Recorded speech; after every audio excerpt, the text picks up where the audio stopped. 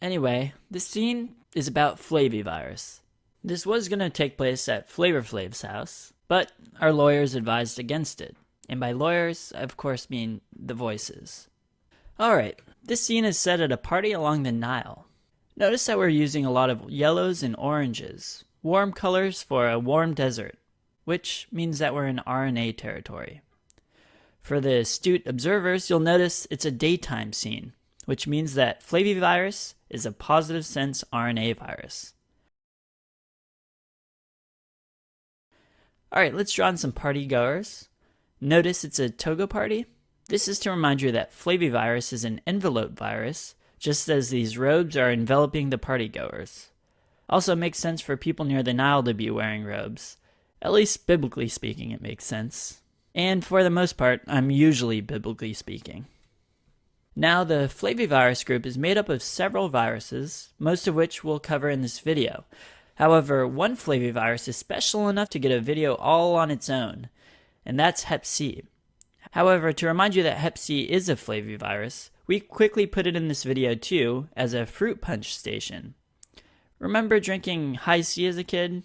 Well, this Nile party is sponsored by the less popular fruit drink, Hep C. Yum. Also notice that the straw in the juice box is not one of those bendy types, but it's a single straw. This can help you remember that Flavivirus contains only a single segment of RNA, or in other words, they're non-segmented. Alright, now let's travel along the Nile and meet the rest of the big shot Flaviviruses. The first virus will be illustrated with this brown rubber dinghy floating in the river. This dinghy stands for dengue, as in dengue fever, or you could just call it dinghy fever. Alright, now check out this guy in the boat. He doesn't look very happy. He's sweating and feverish and is desperately swatting off mosquitoes. And what kind of mosquitoes? Does it matter? Probably not, but it might. So if you are asked what species it is, it's Aedes aegypti. I'm probably not pronouncing that right, but it's written here. And these mosquitoes are the vector for dengue fever. Dengue virus infects the bone marrow. In fact, another name for dengue fever is breakbone fever. There are 4 types of dengue fever, but type 2 is the most important. And that's what this guy in the dinghy has. So let's add an oar, but have the handle be made out of bone. And notice that the oar is being broken into 2 pieces. This will be your cue for the buzzword breakbone in breakbone fever.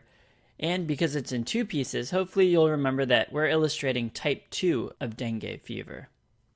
So going back to breakbone, what do you think are some of the things that can happen when the virus messes with your bone marrow? Well, you won't be able to produce as many platelets, for one. So patients can develop thrombocytopenia, which will increase the risk of bleeding. We'll draw in some little red rubber life preservers floating around next to them, and these represent red blood cells.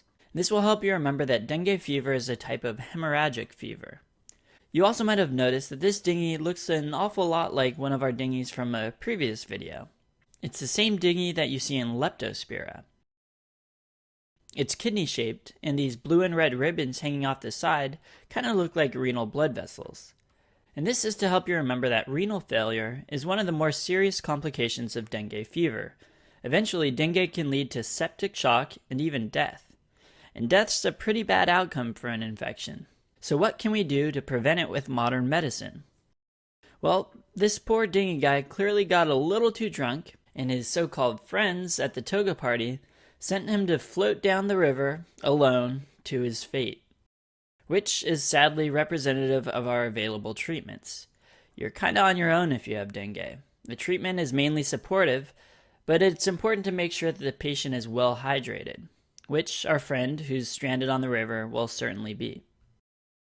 Okay, so that's all for dengue fever. In the back of the sketch, we'll draw in a yellow African water buffalo. And this is going to represent yellow fever, another Flavivirus. And how do you think this virus is transmitted? See these little critters buzzing around the buffalo? You guessed it again, the Aedes mosquito. So the vector for yellow fever is also the same as dengue. So no surprise, but yellow fever causes jaundice.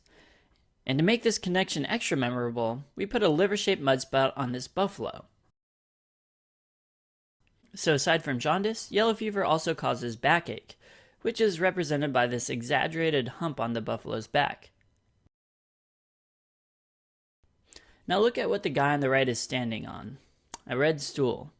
Does that look familiar? Think back to our bacteria videos. It's a red stool to represent bloody stool, or bloody diarrhea. And actually in the case of yellow fever, you can also have bloody vomiting. Pretty much blood spurting out of both ends. The good news is that unlike dengue fever, there is a live attenuated vaccine available for travelers, which is represented by this large syringe poking out of the buffalo's back. Now let's move on to another Flavivirus that lives near the Nile, the West Nile virus. The Nile bird that you see here should remind you that birds are the reservoir for West Nile virus, and the mosquitoes you see swarming around the birds are the vector that will transmit it to humans. This mosquito species is different from the species for dengue and yellow fever, and they're called the Culex mosquitoes, but I really think this is very low yield. Now look at these red, brain-shaped feathers that the birds have. They kind of look like red turbans, and red turbans are a symbol for encephalitis, which is the major complication of West Nile virus. West Nile virus can also cause myelitis, which can lead to flaccid paralysis. So this bird's neck brace represents the rigidity of meningitis, and the floppy, drooping neck of the bird will represent the flaccid paralysis. Eventually, the infection can lead to seizures and coma. We've represented seizures here by having this bird flapping his wings, and coma, this bird over here, that's passed out and floating down the river.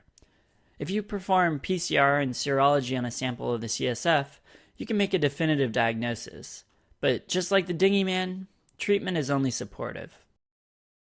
And now coming full circle, guess where this river is heading? To a C, specifically Hep C.